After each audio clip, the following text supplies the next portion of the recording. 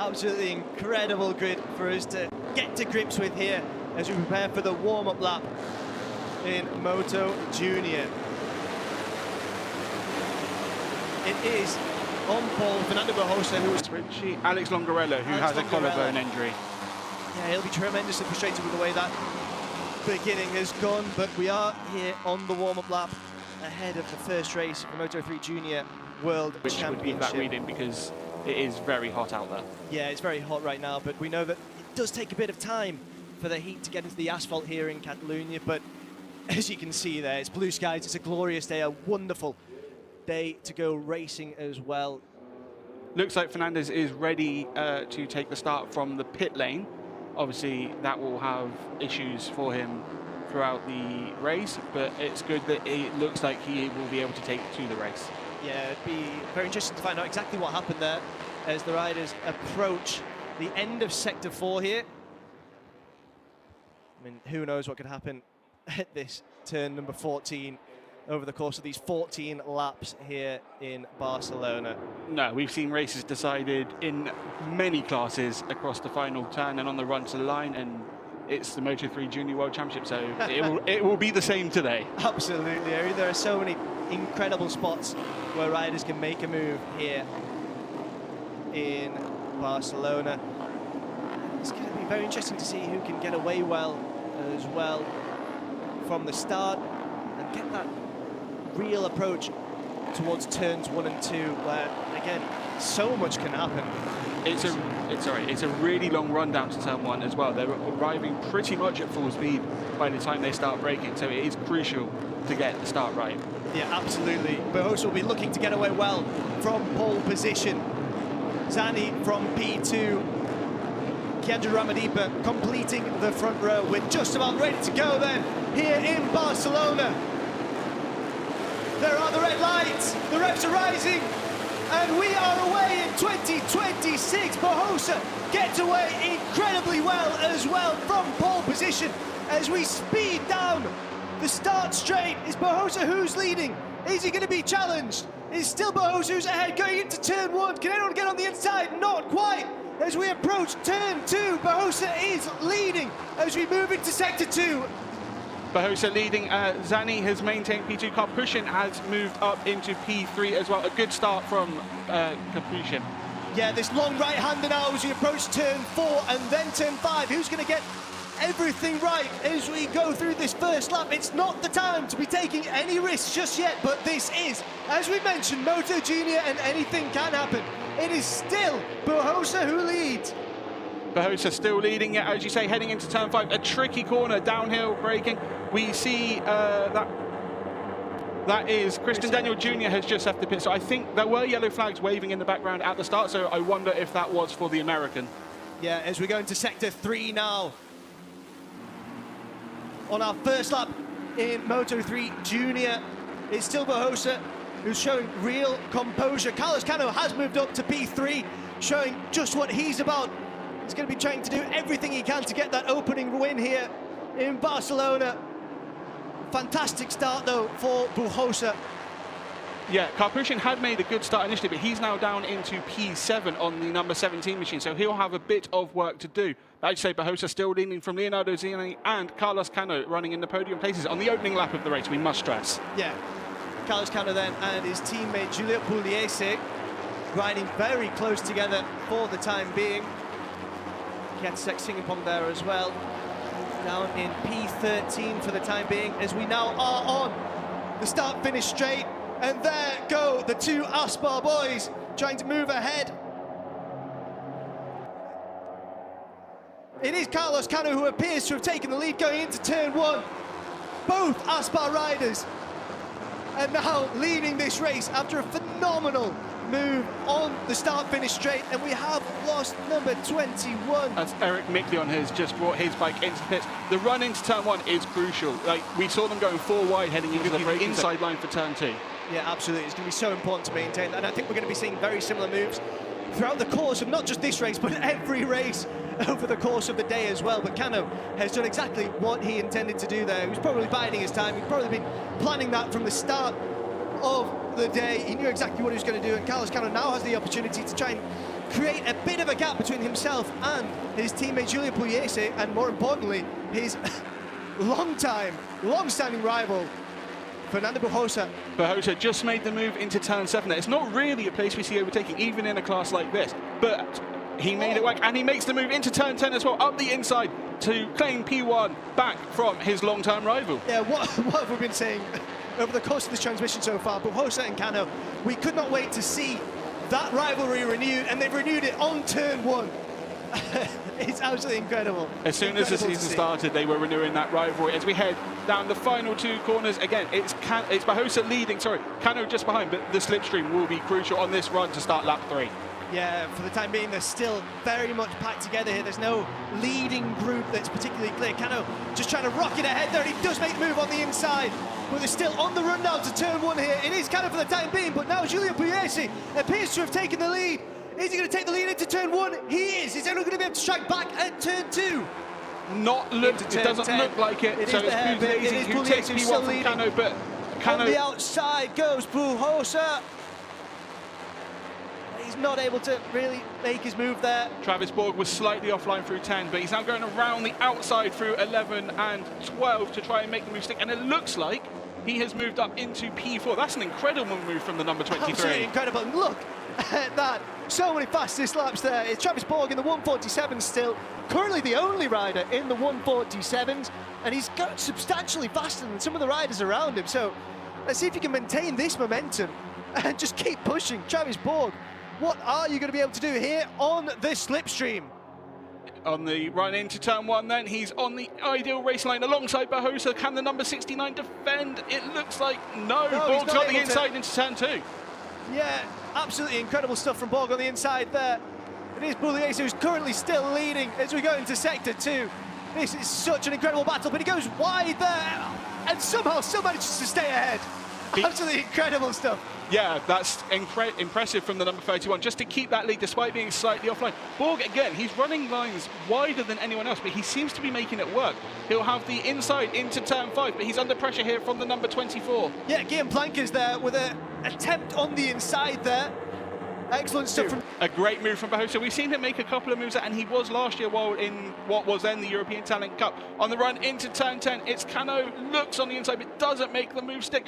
And there's 3 riders behind heading into that heavy braking zone, but everyone coming through okay. Yeah, it was such a difficult turn to master there.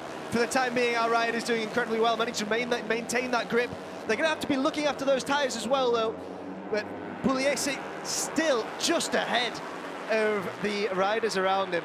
Yep, and there's a move into the final corner there. That is Cano being demoted by Leonardo Abruzzo for P4. The Italian making a stunning move there. Usually the best place to make that move is the last lap, but, well, you know, it's a great move to make anyway. Absolutely. It's best to get as much practice as sweeping right-hander there, and it is Pugliese who takes the lead from Bujosa.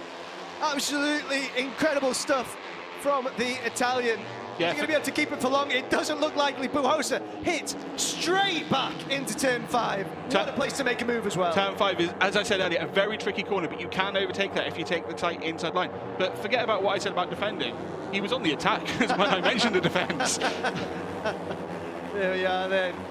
That right-hander approaching turn 9 now. Out for here. They don't want to get too close too early on. And it is Abruzzo as well who tries to make another move on the inside, but he's unable to really get the right line. There's a move coming here at turn 11. That looks like Planquez moving up into the podium positions ahead of Abruzzo, or for P4 perhaps. Sorry, my apologies there. Yeah, it is an attempt there as we watch on as Bujosa, Pugliese and Cano lead this Moto3 junior race. It's been an incredible opening 4 or 5 laps so far. We've got 9 laps to go as we start this lap. Bujosa leading on the run into turn 1. The number 69, well, he's already lost that P1 actually. Pugliese and Cano both coming through on the number 69 to move into first and second. And Abruzzo making a move for P4 once again. Yeah, making a move for P4 on the inside, unable to really get ahead of Bujosa there. It is Pugliese who's currently leading. He's under pressure from Carlos Cano, his teammate now, who's on the inside and makes the move. And let's see what happens to turn 5 here. And it is Bujosa who makes the move on Pugliese there to take P2.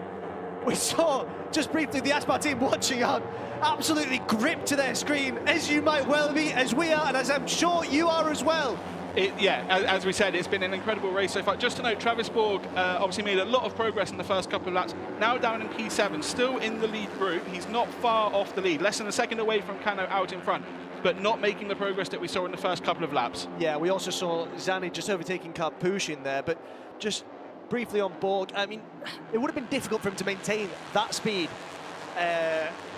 when everyone else is also really trying to push as well. So maybe it was a bit of an error to push too early from Travis Borg. We'll wait and see. Perhaps. He's still in the mix, so it's not like it's going to be too detrimental. It's just maybe now he's pushed, wants to just bring it back a bit, stay in the mix, and then push again at the end when more riders will be pushing. Absolutely. As we return to the start-finish straight, who's going to be able to take the slipstream advantage here? It is currently Cano who leads as we head towards turn 1. Pugliese takes a different line. He goes wide. Is he going to be able to make something happen here? Pugliese, the only one taking a more normal racing line, let's say. Cano taking P2. Absolutely incredible there from Pugliese. Cano in P2, as you just mentioned there. Pugliese leading now after an incredible move on the start-finish straight. But as we've seen before, turn 3, Carlos Cano returns to the front of this leading pack. It's the same move he made a lap ago, a tighter line through the long, long corner, and Pugliese slightly wider, and that enables the number 73 to take P1. But, I mean, there's still 8 laps to go, and everything's... Oh, there's a crash there! We have a crash. It's one of the Aspar riders. And Ramadhipa, I think, potentially. It looks like both riders are more frustrated than anything else, but we've got the yellow side. Excellent work. Zani just really premeditating what Pugliese was going to do there, and has actually managed to make it stick as we go into turn 3. So he's done exactly what Pugliese was unable to do so in previous laps. Yeah, Zani with an incredible move, just taking the inside line to defend position, but also giving him the inside for braking under turn 1. We're just coming right through turn 4 now. There are still yellow flags out at turn 5 on our timing screens. We see the riders in the background there walking away, so there will be no overtaking there, and I believe the yellow flags will be out here as well, so we shouldn't see any moves, but from this point, we should start seeing overtaking. Yeah. Just moving to sector 3, we're going to see racing resume, I think we can say. Yeah, just a slow motion shot under braking into turn 1, and then as Zani takes the lead through turn 2. But yeah, incredible shot there of the moves being made. Leonardo Zani was leading, and he's got a bit more of a gap than we've become accustomed to seeing so far as we go into turn 13. It does look like he has pushed on a little bit. The group has sort of splintered. Now, we did have 8 or 9 riders within a second a couple of laps ago. It's now just, well, in fact, it's just 3 across. Dropped down to P5 as well there. Pugliese is leading now. Zani dropping in right behind. Is he going to try and make a move on the inside? No, not for the time being. He's happy to just wait, bide his time and make his move maybe. We're going into sector 2. We're just seeing that the incident involving Karpush and Borg will be investigated by the stewards after the race. We see Zani taking the inside line. He's copying Cano's move through turn 3. Pugliese able to try and make a move here. Going into turn 5, not quite close enough. And it is still Leonardo Zani who's leading. Zani is still leading ahead of his compatriot. We have now got the yellow flags in at turn 4, so if anyone does want to make a move there, obviously not on this lap because they've gone past it, but in the following laps, all under green flag conditions now. As we go through turn 9 now, onto this shorter straight, approaching turn 10, another excellent spot to make a move. Is anyone going to try and go for it? Well, just behind there, we're seeing Guillaume Planques making a move on Fernando the slipstream here in Catalonia. Again, just across the line, 3 riders within half a second, but then there's another half a second to Planck just behind. So it looks like the top 3 are trying to break away as Cano makes, Pugliese makes a move for the lead. And there are big battles just behind, trying to see who is making the move side by side into turn 3, I believe that was, as David Gonzalez brings his bike into the pits. Yeah, it was Ramadhipa there trying to make a move, and here we back out with this incredible racing. 3 bikes side by side here. And it is Leonardo Zani who moves ahead, but not for long as Carlos Cano takes the lead. Absolutely sensational stuff from the young Spaniard. Cano proving why he has moved up to this class after, obviously, the title in 24 and the almost title defence in 25. Straight away on the pace, his racecraft incredible as he looks to go with Zanni to pull a gap over Pugliese. They've got a little bit of one, but it won't be enough to keep the number 31 at bay for now. Yeah, just over 0.2 of a second between the top two and Pugliese there for the time being. But there's just nothing separating these riders. And there we are seeing the gap. It's about 0.4 between the leading three and Guillaume Planck. Planck still is within a chance of victory, because if these guys battle each other, which they're going to, he can close that gap if he's able to keep Barbosa behind. If they can follow him, this lead group of 3 will become 5, 6, 7 riders very quickly. Yeah, absolutely. I mean, even just using our eyes, we can see that that gap is becoming bigger, it's becoming smaller, it's varying a lot, it's oscillating, and the battle between the leading threes can be playing right into the hands of this second group, Planks, Barbosa and Ramadhipa. Yep, just coming on to the final straight then as we cross the line for 4 laps to go. And it is 2 tenths separating the top 3 across the line, with Planck 3 tenths behind Pugliese. We just look to see Pugliese, I think that is taking his usual racing line. But Cano and Zanni alongside each other under braking. Who's going to come out on top? We wait to see, and Zanni moves into P2. And Ramadhipa there has overtaken Barbosa on the straight as well, taking full advantage of the slipstream.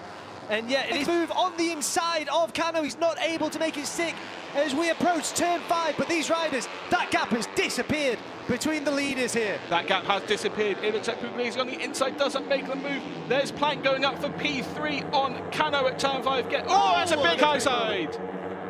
Yeah, Barbosa there from pole position, and now with 4 laps to go, his race has come to an end with that high side. Pride is going to be hit there because he'd been doing so well over the course of this race. He'd taken pole position, and now that is Ramadhipa who moves through on Cano and into P4. Absolutely phenomenal stuff from Ramadhipa there. Yeah, Ramadhipa putting in another sensational performance, as he did last year when he was in the European Talent Cup. Just going to see a replay of Barbosa's crash, I believe, and he just starts to lose the rear and then goes over the top of his machine. But good to see that he was able to walk away from that. Yeah, absolutely.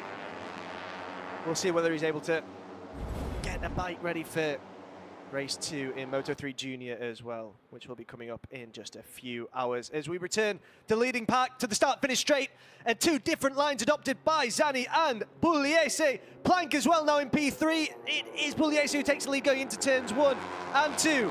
Is Zanni going to try anything on these opening corners of the lap? He's not quite close enough. Not close enough yet, but Zanni was taking a slightly wider entry into turn 3, which could open up the corner for him heading into turn 4. It doesn't look like he's going to make the move before the braking zone. With just 3 laps to go, now is the time to get the elbows out. It's a lead group of 5. Ramadhipa and Cano are still in contention, but it looks like Zanni has pulled out a bit of a gap over Planck, his teammate.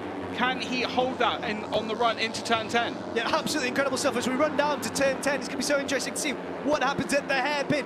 But currently it is a moment 1-2 here in the opening race in Moto3 Junior World Championship. It's been taken swiftly away by Pugliese, and Ramadhipa now moves into a podium position. A great move from Ramadhipa as he takes P3, but can he hold that? He's got Pugliese just ahead. It's an important run through the final 2 corners. It looks like he will definitely be close enough to get the slipstream on the run to the straight, as Zanni also has a bit of a gap. He just might, be able to defend if he gets a good exit out of turn 14. Yeah, he might be able to defend it, but it's easier said than done as we approach the start-finish straight. There we are. A message for Cano, just 0 point. As Ramadhipa moves into P2, Pugliese still leading in P1, and there goes Carlos Cano into P4 ahead of Planck. 2 laps to go, and there are 5 riders across the line, separated by half a second. I think we're in for another very close finish here in Catalonia, and there goes Pugliese. Another wide line for the number 31. Does it leave him vulnerable into turn 4? No, he's able to hold position. Zanni now running in P3 ahead of Carlos Cano. Absolutely incredible racing from this leading group of 5. As we go into turn 5, everyone just taking that with a little bit of calm. Ramadhipa looking back there just to see where everyone else is. And maybe he shouldn't have done, because Leonardo Zanni has moved up on the inside and into P2. Turn 7 is a move we've seen a couple of riders make, but it's not, as we said earlier, not the most usual overtaking opportunity. But Zanni taking full advantage there, being that close to Ramadhipa to move into P2. And now he'll have the run on Pugliese into turn 10. Let's see if he's able to make his move here going into turn 10. We've seen these moves made before, and it's Ramadhipa who does it on the inside. Absolutely incredible stuff from Ramadhipa. He's not able to make it stick, or is he? I spoke too soon. It is Ramadhipa as we go through sector 4, who's still leading. What a move there from Gyanja Ramadhipa, who leads from Pugliese and Zani. A great move from Ramadhipa, as you say, taking the inside line. He was able to hold it through the second part of the long left-hander to keep the lead. He's slightly wider on entry through turn 14, but that looks to have given him a bit of a gap on the run into turn 1. Yeah, but this is the very last time that we're going to be seeing these races trying to take advantage of the slipstream as we go down the South Finish Straight and approach turns 1 and 2, where we've seen so many moves. Pugliese taking the line, we've seen him take so many times before. Zani on the inside, is he close enough? He's close enough to move into P2 at turn 1. Ramadhipa now relegated into P3, Carlos Cano in P4, and at the back of the group He'll get on the run into turn 10 and on the run to light. He could be in a good position to make some late progress. Yeah, absolutely. He's absolutely managed to swelled himself to the back of this leading group, slowly but surely. It is still Pugliese from Zani for the time being, but that could change at any point. We've not seen another move there at turn 5. Where is the move gonna come? It's Pugliese who's leading as we go into sector 3 here in Barcelona. Carlos Cano into P3 there. Pugliese was defensive into turn 5, but it didn't cost him on the run through turn 6 and into turn 7. But Zani is all over the back of him, heading on the exit of turn 9 and on the run into turn 10. Yeah, this running is going to be so important. We've seen so many moves here over the course of this race going down into turn 10. Zani on the inside. Blank as well, but just not quite close enough. But Zani does manage to take the lead, seizes it from Julio Pugliese. Is he going to be able to hold it throughout this sector 4, and especially on these right-handers? We're going through turn 13 now. We've got just one turn to go. Leonardo Zani takes the lead for the time being, but that could change. Pugliese not quite close enough. It is Zani who is leading as we approach the finish line. Zani is currently ahead, but that could change. That was so close. It is Leon, a finish here to get this season underway in the FIM Moto3 Junior World Championship. Well, the Aspar team are happy, but the Moto team will be even more so. Leonardo Zani with the win, and in such impeccable style. An incredible race from Zani. Dropped a little bit back at the start.